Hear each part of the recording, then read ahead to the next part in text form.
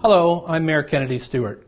On behalf of Vancouver City Council, it is an honor to be here today to recognize International Holocaust Remembrance Day and reflect on the 77th anniversary of the liberation of the Auschwitz-Birkenau camp on January 27, 1945. It was designated by United Nations General Assembly Resolution 60/7 on the 1st of November 2005.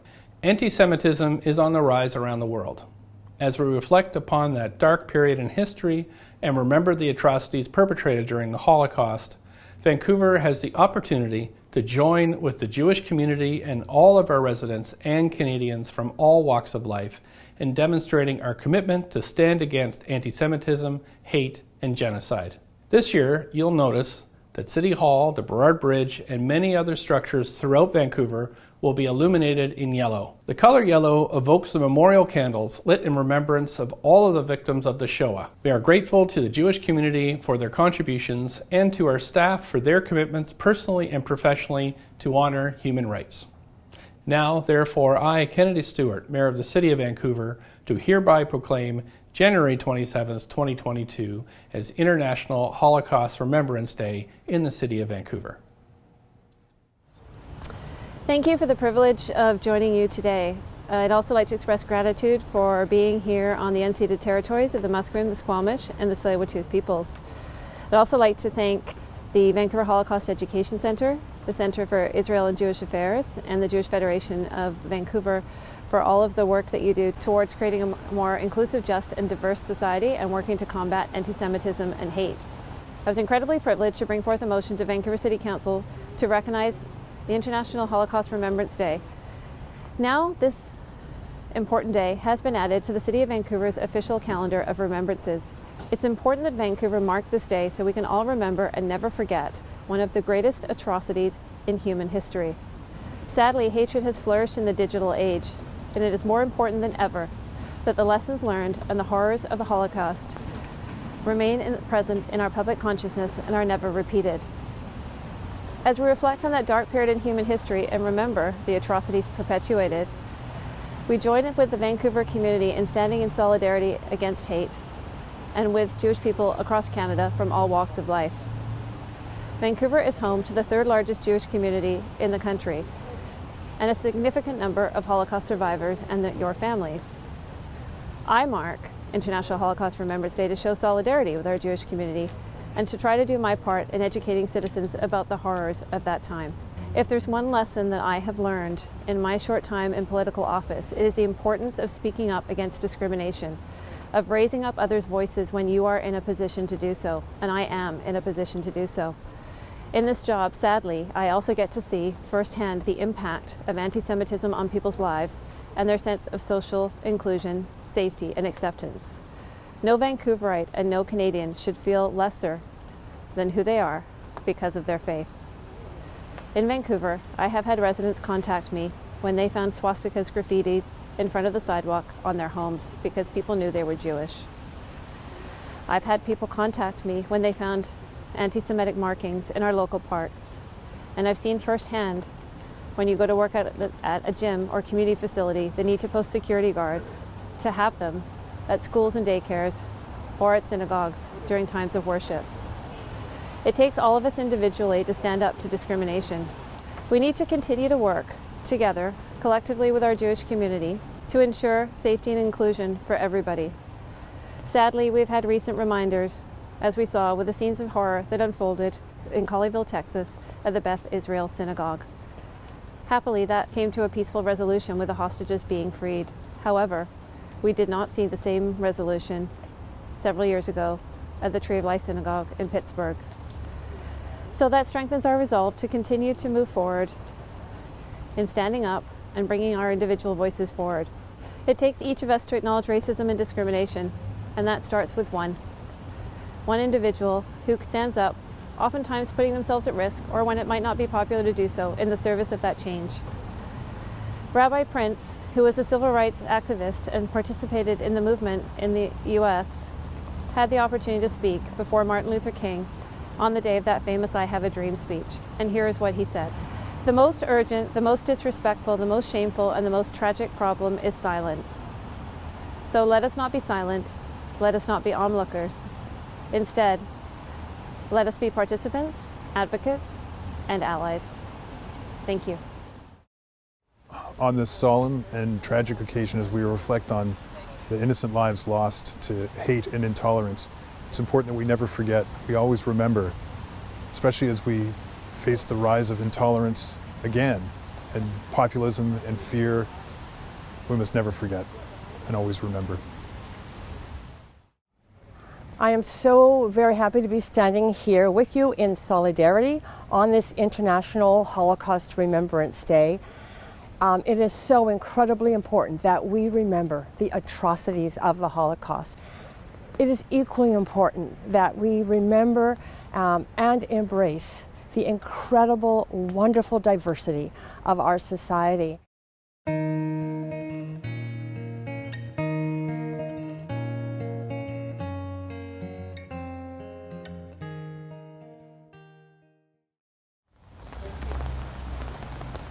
So as you can see here behind me, Vancouver City Hall is now lit in yellow. Vancouver City Hall joins another 13 landmarks in British Columbia tonight who are going to be lit up in yellow in honor of International Holocaust Remembrance Day. And this year, we're also joined by a number of landmarks across our country who are also going to be lit up in yellow for International Holocaust Remembrance Day. The color yellow evokes the memorial candles that are lit up tonight in Jewish homes and synagogues in honoring the memory of the victims of the Holocaust and the lives taken by the Nazi regime. With anti-Semitism on the rise, here in Canada and across the world, it is more important than ever that the memories and teachings of the Holocaust are preserved and never forgotten. As we reflect on this important and solemn day, I am humbled to see the City of Vancouver join the Jewish community in honoring International Holocaust Remembrance Day. Anti-Semitism is not just a Jewish problem, it affects us all. Only by working together and standing up against anti-Semitism, we are going to insulate all Canadians against the threat of hatred and racism in our society.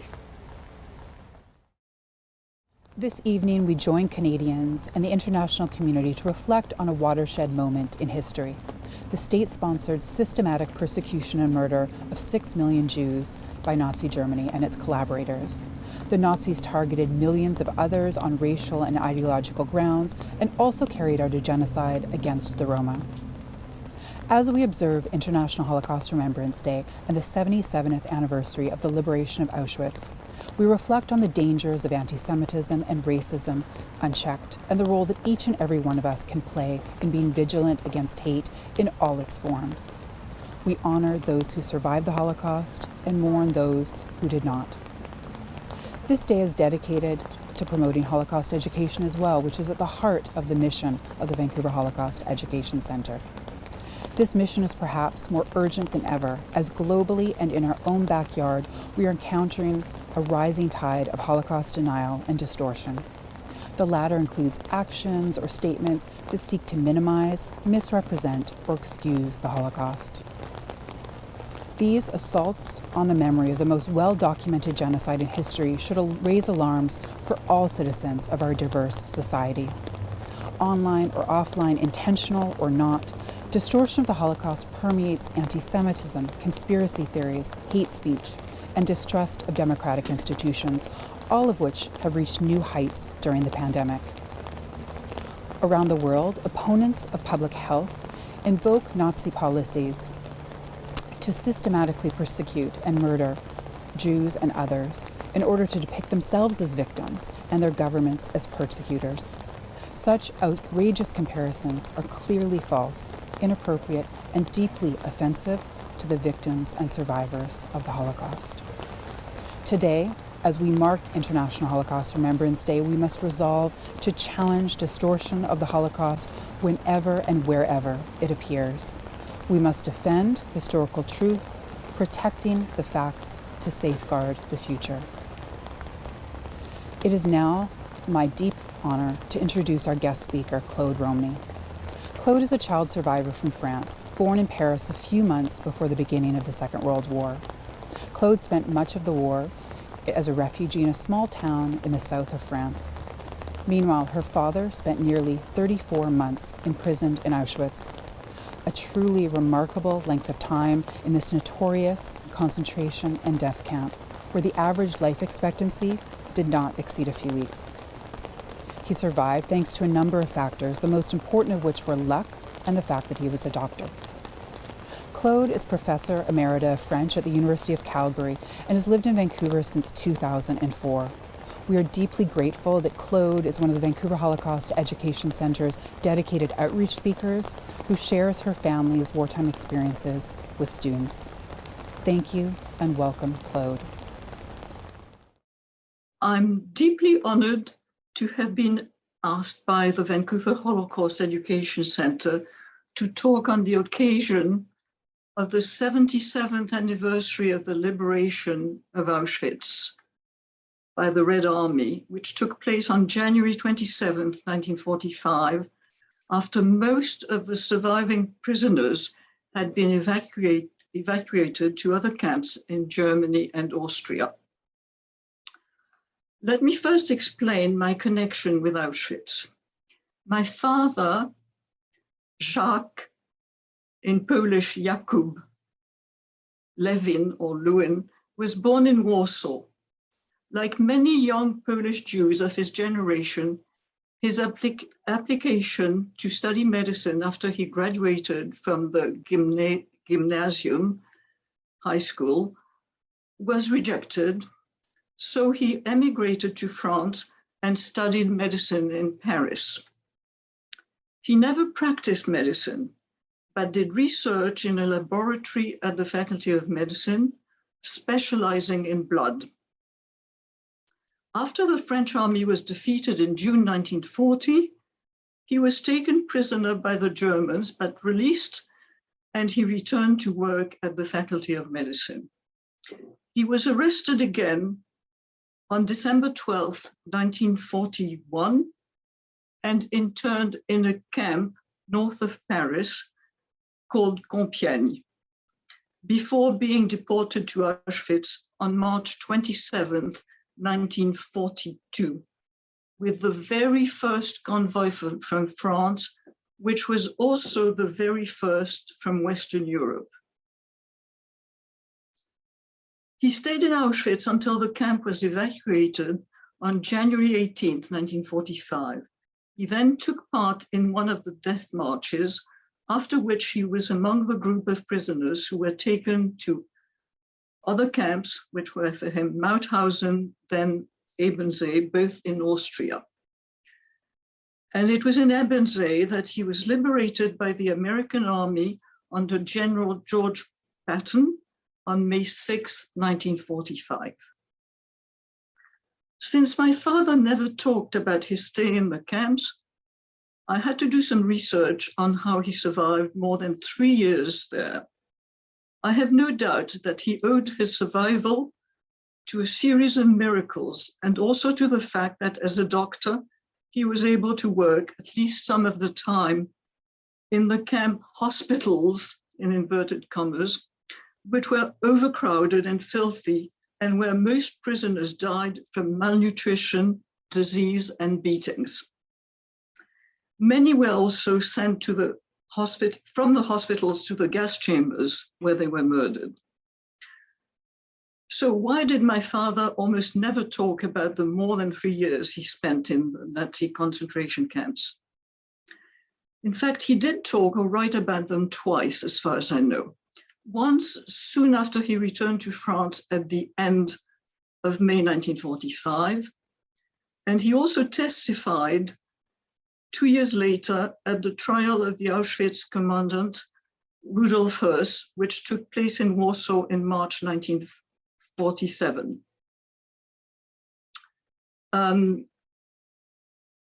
This is a quote from my father's testimony at that trial.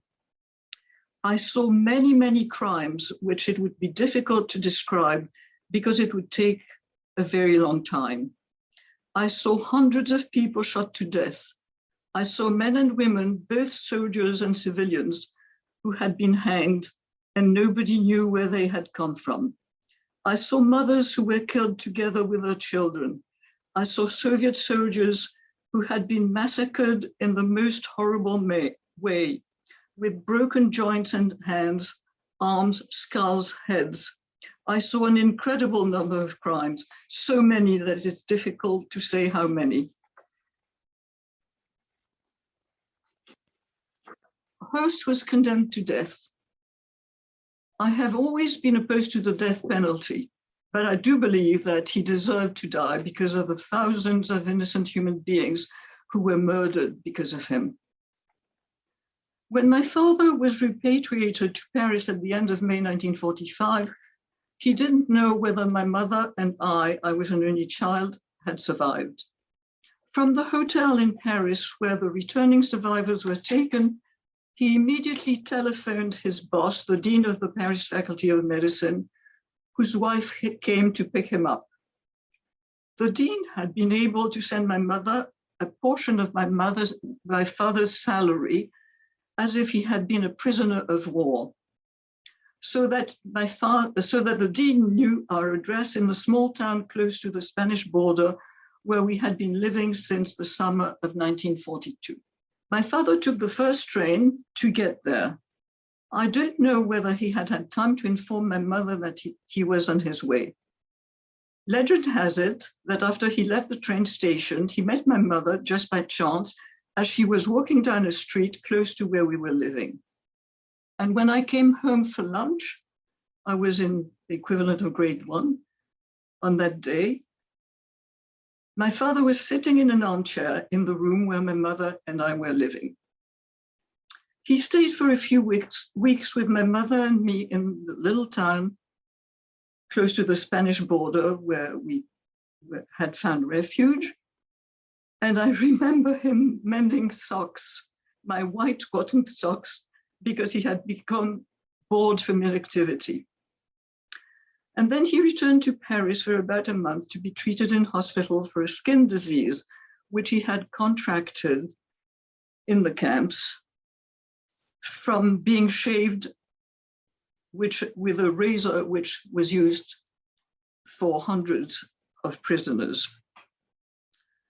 He could have been sent to the gas chamber because of this skin condition. It left him with rough scars on his cheeks and his chin for the rest of his life, a constant visible reminder of his time in the camps, for himself as well as for my mother and for me. When he was released from hospital, he came to pick us up, and we returned to Paris, where he resumed his work at the Faculty of Medicine, and I started school again. I liked to think that I played a part in his survival, because every night during the time he had been away, my mother had taught me to say goodnight to him and to add, "Please come back soon." But many, many years later, I wondered how many children who had had one or both parents deported to Nazi concentration camps had also said goodnight to their parents every night, hoping they would return shortly. But most of them never did, and the children waited in vain. I was incredibly fortunate to survive the war, and that both my parents did too. Soon after, my father joined my mother and me in that small town on the Spanish border.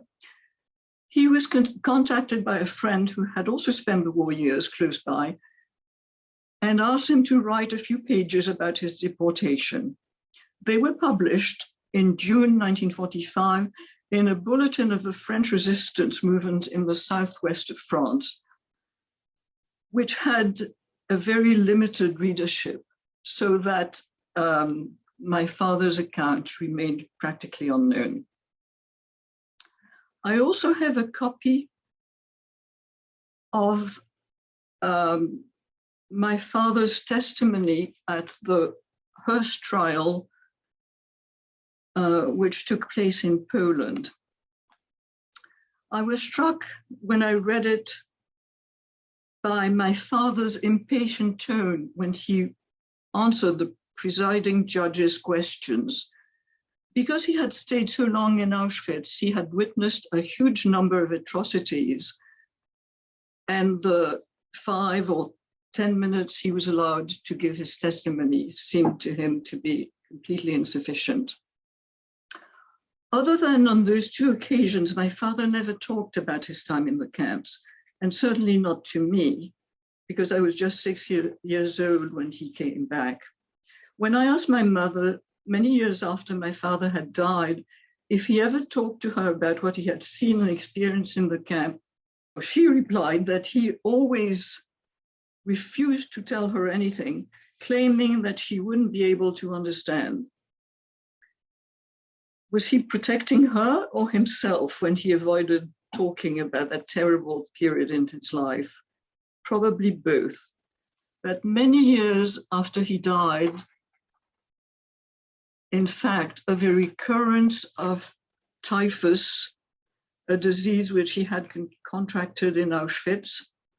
And because I wanted to know more about his deportation, I started to do research myself, and I'm still working on a book about the Auschwitz prisoner doctors, which I hope to have published. I also started wondering why my father had decided not to talk about Auschwitz and Ebensee. However, I did notice that when he kept in touch with former prisoners who had been his friends in the camps, they were always the ones who contacted him. I think there were several reasons for his silence, and probably the same as for survivors from the camps. It was too painful to remember. Like most survivors, he probably wished to forget. As he told my mother, people who had not been in Auschwitz would not be able to understand what had taken place there, or even to believe that such crimes had been committed. Was he also maybe ashamed to have survived? Why did he survive when so many of his comrades did not? I remember once seeing Elie Wiesel on television, or maybe it was on radio, and he was asked if he was ashamed of having survived. And his answer, why? No, he wasn't, because why should a victim be ashamed? So this is some of the things that I thought of when I tried to remember about my father's silence about his stay in the concentration camps. Thank you.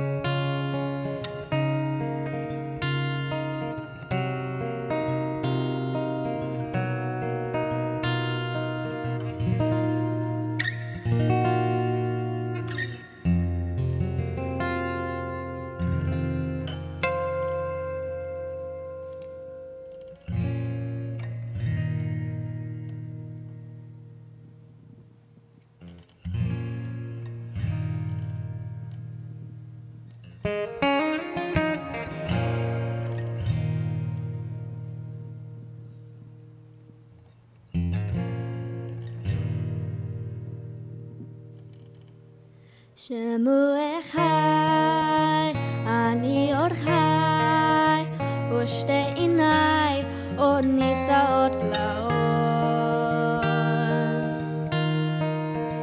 רבין הוא חי, אך גם כך חי, ולפניי שנים רבות מספור.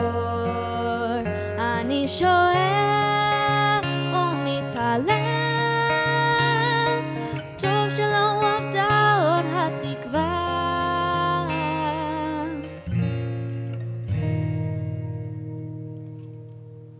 עובר מזמור מדור לדור, כמעיין מאז ועד עולם. אני שואל ומתפלל, טוב שלום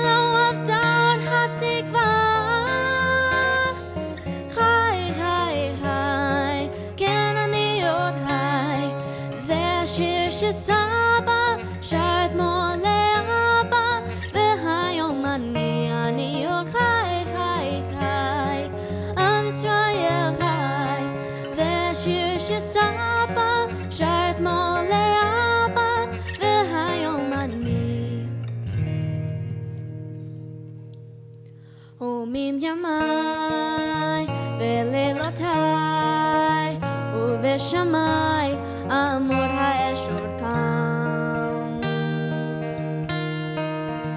Asher Lidai, Ifros Yadai, Lidididai, Hashem Ever Yam. Ani Shoel, Umitpalel, Tov Shalom Avtar HaTikva. Chai, chai, chai, Ken Ani Yochai, Zeh Shir Shesaba, Shart Mon Leaba, V'hayom Ani Yochai, chai, chai, Yam Yisrael chai, Zeh Shir Shesaba, Shart Mon Leaba, V'hayom Ani Yochai, chai, chai, Ken Ani Yochai, Zeh Shir Shesaba, Shart Mon Leaba, V'hayom Ani Yochai, chai, chai, Am Yisrael chai, Zeh Shir Shesaba, Shart Mon Leaba, V'hayom Ani